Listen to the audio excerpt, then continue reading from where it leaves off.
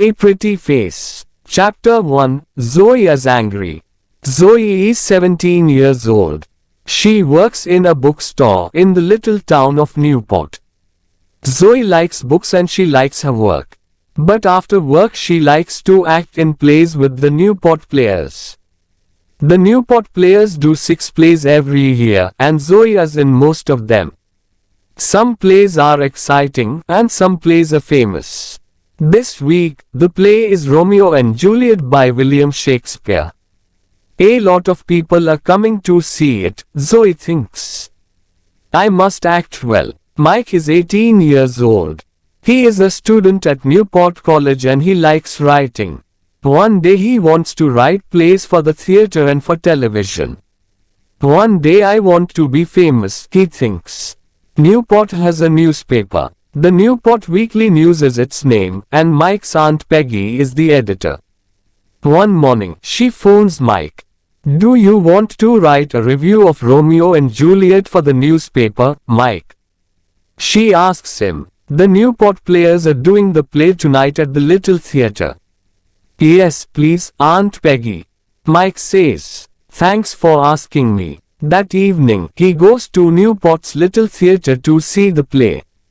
Mike goes into the theater and sits at the front. He gets out his notebook and pen, ready to write notes for his review. There are a lot of people in the audience. 5 minutes later, the play begins. Zoe acts the part of Juliet's mother. She knows all her words and speaks them well. Mike is watching her. She's very pretty and she's doing her best, he thinks. But it's not easy to act the part of an older woman. She's only 16 or 17 years old, and we all know it. He begins to write in his notebook. 2 hours later, the play ends and the audience leaves the theater. Mike goes home and writes his review for the newspaper. He doesn't feel very happy. It was a good play, but what can I say about the girl acting the part of Juliet's mother? He thinks, I want to be kind but I must be honest, too. At the bookstore on Friday, Zoe reads Mike's review of the play in the Newport Weekly News. Zoe is angry. She looks at the name under the review, Mike Morrison. Who is this Mike Morrison? She thinks, what does he know about acting? Chapter 2. Zoe has an idea. On Tuesday evening the next week, Zoe and her friend Annie are drinking coffee in the Newport Cafe. Annie is a student at Newport College and sometimes in the evenings she and Zoe meet at the cafe. Suddenly, Zoe sees a boy sitting at a table across the room. Who's that boy? She asks Annie. Annie laughs. Do you like him? He has a nice face, she says. His name's Mike. I often see him at the college. Mike, Zoe says. Mike who? Mike Morrison, Annie says. That's Mike Morrison, Zoe says. She is furious. Yes, why? Annie asks. He writes reviews for the Newport Weekly News, Zoe says. That's right, Annie says. His aunt is the editor. She stops suddenly and looks at Zoe. The review of Romeo and Juliet. Right, Zoe says. Do you remember it? Zoe Baker acts the part of Juliet's mother. She has a pretty face and she speaks her words well. But she is a young girl in an older furious very woman's costume and we all know it. Nice face or no nice face, I hate him. Annie laughs. Oh, go and tell him, she says. Go and say, I hate you, Mike Morrison. You write stupid reviews for the newspaper.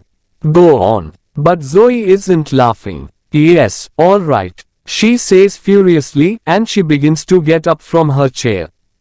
Then she stops, suddenly. What's wrong? Annie asks. Are you afraid? No, Zoe says. I have a better idea. Does he come into this cafe often? Every Tuesday and Thursday evening, I think, Annie says. He has a writing class at the college, and he comes here after it finishes. Zoe thinks for a minute or two. That's very interesting, she says at last. Is it? Annie says. She looks across at Mike Morrison, then at Zoe. Why is it interesting? What are you thinking of doing? Tell me, am I a good actress? Zoe asks. Yes, you are, Annie says. But, Zoe says. I'm a good actress and I want to prove it to Mr. Mike Nice-Face Morrison. How do you want to do that? Annie asks. Zoe smiles and begins to tell Annie about her idea. Chapter 3, A Difficult Interview. On Thursday, Mike comes to the Newport Cafe after his writing class. He asks for a cup of coffee, then starts to read one of his books. Some minutes later, a woman comes into the cafe. She is carrying a magazine under her arm. At first, Mike does not see the woman. Then she comes across to his table. Hello, she says. Are you Mike Morrison? Mike is surprised. Yes, he says. That's me. The woman smiles. Can I sit at this table? She asks. Yes, of course, Mike says. My name is Kate Lawson, the woman says. I'm the editor of Yes magazine. Do you know it? She sits down and puts the magazine on the table in front of Mike. Yes, I know it, Mike says. It's a magazine about famous people. That's right, Kate says. Do you want to write something for it? Can you do an interview for me? An interview, Mike says, surprise. Why are you asking me? You sometimes write theater reviews for the Newport Weekly newspaper, she says. Is that right? Yes, I do, he says. I want to write plays one day, and, well, do this interview for my magazine then, she says. It's with a famous playwright. He lives in Newport. Todd Maron is the only famous playwright in Newport, Mike says. He lives quietly and doesn't go out very often. And he's famous for not talking to reporters from gossip magazines. He throws them out of his house. Kate laughs. Are you afraid? She says. Good reporters aren't afraid to do difficult interviews. You want to write plays, don't you? Well, perhaps he can tell you something about playwriting. Mike thinks, she's right. Perhaps I can learn something from Todd Maron. He says. When can I do it? Tomorrow morning, Kate says. You must tell Maron this interview is for Yes magazine. But tell him after you get into the house.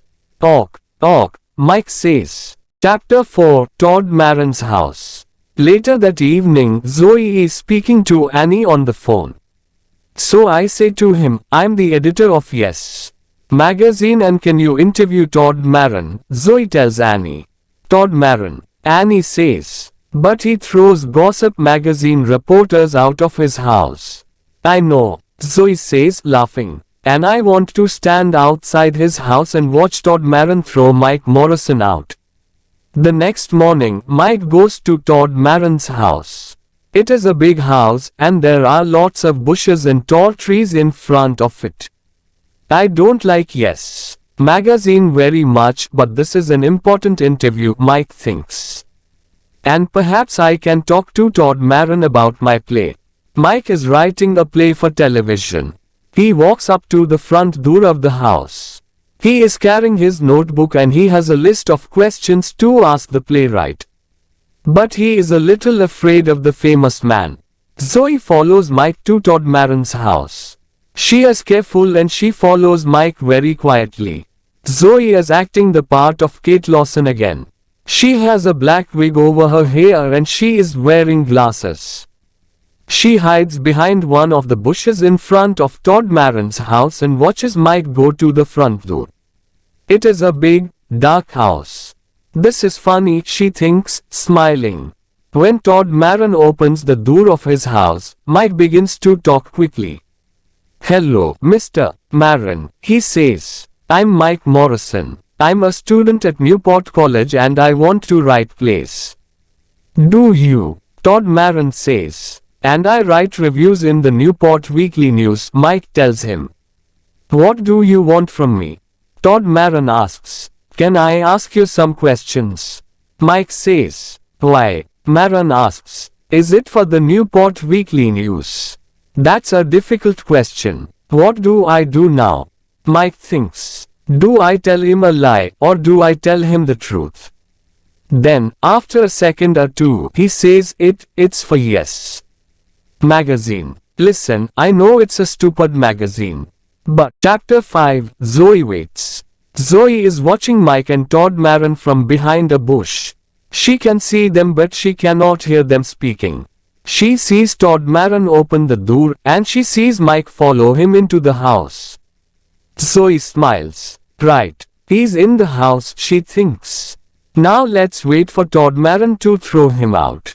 Todd Maron takes Mike to his study. There are hundreds of books in the room and a big desk. Todd goes and sits behind the desk. Thank you for telling me the truth, he says to Mike. I can see you are an honest young man. You can ask your questions. But not for Yes Magazine. You're right. It is a stupid magazine. I hate gossip magazines. Why do people write for them? Because they pay a lot of money, I believe, Mike says. Todd Maron laughs. Yes, you're right again, he says. But you can write about me for the Newport Weekly News. Is that all? Yes, that's okay, Mike says, and he smiles at Todd Maron happily. I like to help young writers with ideas when I can, Todd says kindly.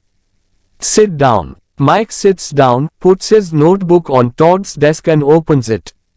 I read your reviews in the newspaper sometimes, Todd says. They're very good. Well, I think they're okay, Mike says. But I want to write for the theater, for TV, and for movies. I'm writing a play now. Are you? Tell me about it, Todd says. Can I? Mike asks. Well, it's about a boy and a girl. A boy and a girl. That's right. Todd Maron sits back in his chair to listen and Mike tells him the plot of his play. Mike is very nervous but Todd Maron does not speak. He smiles at Mike and he listens to him very carefully. When at last Mike stops speaking, Todd says, "Thank you. That's very interesting. It's a good story and it's funny too. But there are one or two things you can do to make it better." To begin with, Zoe stays behind the bush and waits. An hour goes by and nothing happens. She is getting impatient. What are they doing in there? She thinks. Todd Maron never gives interviews to gossip magazines, so what are they talking about? She remembers Mike Morrison's review of Romeo and Juliet in the newspaper. She remembers his words about her acting and she wants to see his face when Todd Maron throws him out of the house. How long must I wait? She thinks impatiently. Chapter 6, Telling the Truth. After an hour and a half, Mike Morrison leaves Todd Maron's study and comes out of the house. He and the playwright are smiling and Mike is saying, "Thank you." They talk for 2 or 3 minutes and Zoe watches them from behind the bush. She is amazed. What's happening? She thinks. Why are they so friendly? After a minute or two more, they shake hands. Then Todd Maron goes back into the house and Mike Morrison walks away. Mike sees Kate Lawson waiting for him. "Oh, hello," he says nervously. He is surprised to see her so soon. "Are you waiting for me?" "Yes," she says impatiently. "I'm waiting for your interview." "Look, I can't lie to you," he replies. "There's no interview for Yes Magazine. Mr. Maron always refuses to talk to reporters from gossip magazines." "But what?" Kate begins. "What can two people talk about for an hour and a half?" Mike says, laughing. "About writing, about characters and about plot. Nothing for Yes Magazine, I'm afraid." "Oh, I have my list of questions and Mr. Maron's answers, but my interview is for the Newport Weekly News. And I know a lot more about writing plays now. He's very interested in my play." "You play?" Kate says furiously. "Yes, I'm writing a play for TV," Mike says. "And Mr. Maron wants to read it. He can help me with the characters and the plot." Well, that's nice, she says. Say hello to Mike Morrison, the famous playwright. He writes stupid reviews for the Newport Weekly News, but his plays are okay. That's right, Zoe says. I'm a 17-year-old girl in an older woman's costume, Mr. Mike Morrison, review writer for the Newport Weekly News. Mike's face is very red now. He feels embarrassed. What a trick. So there is no Kate Lawson, editor of Yes Magazine, he says. No, there isn't, Zoe says, laughing. What do you think now? Does this prove something? Am I a good actress? Yes, you are a good actress, Mike says, laughing with her. And I'm going to put that in the Newport Weekly News. Are you? Zoe says. Yes, and thanks for making me go and see Todd Maron, Mike tells her. He doesn't feel embarrassed anymore. Now I can get help with my play, he says. Come on, let's get a cup of coffee. And I'm paying. Well, I can't refuse a free coffee, Zoe says, and she laughs. The end. Thanks for watching.